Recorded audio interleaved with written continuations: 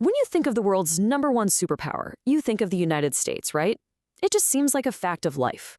But what if I told you its rise to the top was never part of some grand plan? In fact, for a long time, this land wasn't even wanted. This is the absolutely wild story of the unexpected superpower.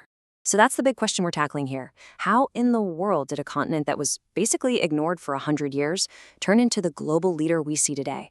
Well, the answer is a crazy mix of accidents, sheer ambition, and some pretty brutal conflict. And it all starts with a simple, kind of shocking fact. North America?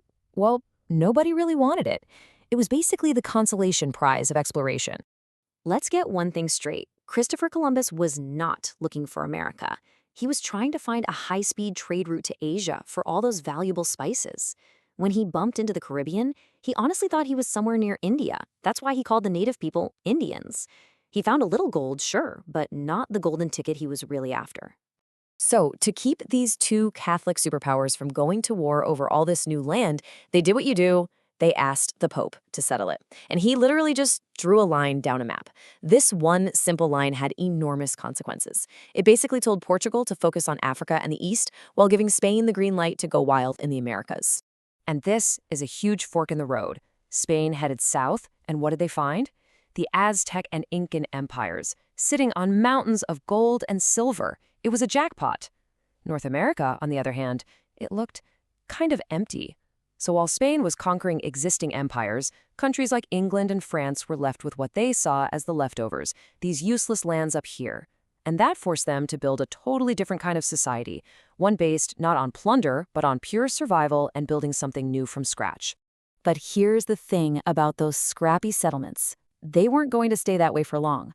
They started to build a really strong identity all their own, which set the stage for one heck of a fight for freedom. Okay, so fast forward to the mid-1700s. Britain and France are about to throw down for control of the continent. And if you just look at this chart, well, it tells you pretty much the whole story. The British colonies had over 1 million people. New France, just 60,000. It's not even close. It was a numbers game from the very beginning, and Britain was holding all the cards. And here is the ultimate irony. Winning that huge war against France led directly to Britain's biggest loss. See, they won, but they were now buried in debt. So their solution was simple. Make the American colonies pay for it with new taxes. But the colonists felt like they had zero say in the government that was taxing them, and they were not having it. That one argument lit the fuse for the American Revolution. But winning the war was one thing. Building a country was something else entirely. Their first attempt at a government was, and I'm not exaggerating, a complete train wreck. The 13 new states were so suspicious of each other, they refused to give any real power to a central government. The brand new United States was about to break apart before it even got started. All right, so after a do-over on their government, hello, Constitution, the Americans turned their gaze westward.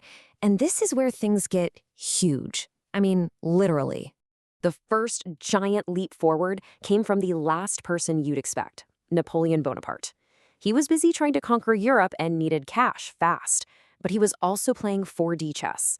By selling this massive chunk of land to the US, he knew he was creating a long-term headache for his biggest enemy, Great Britain.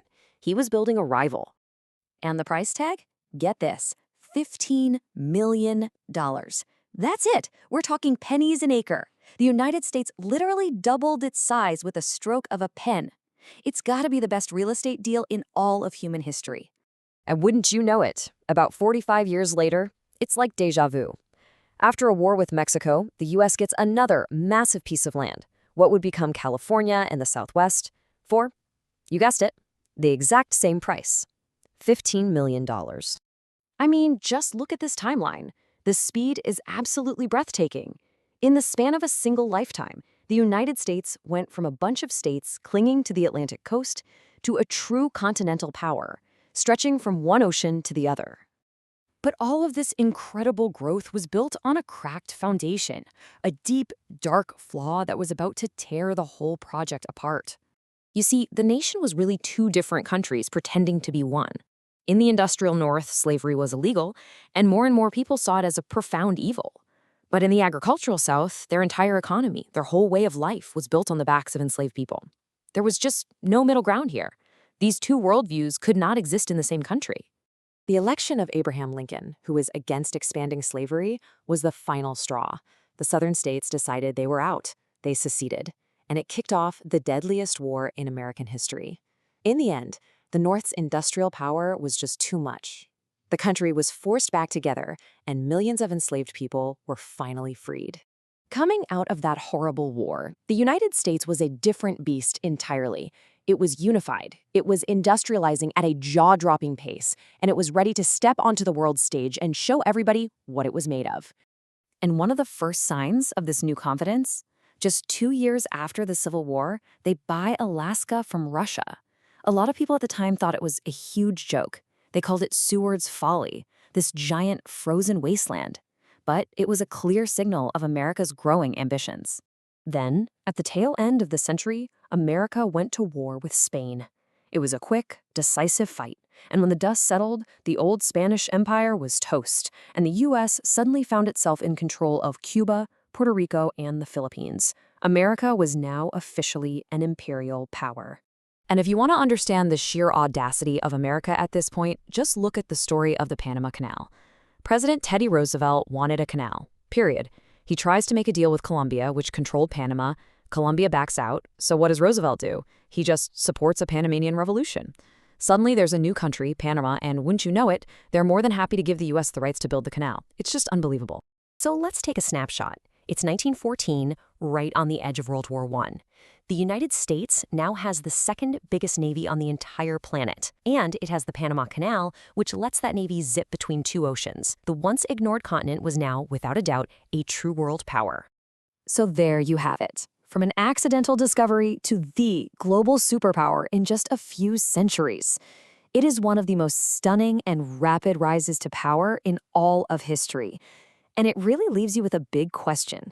After a past that dramatic, what on earth is going to define the next chapter for this unexpected superpower?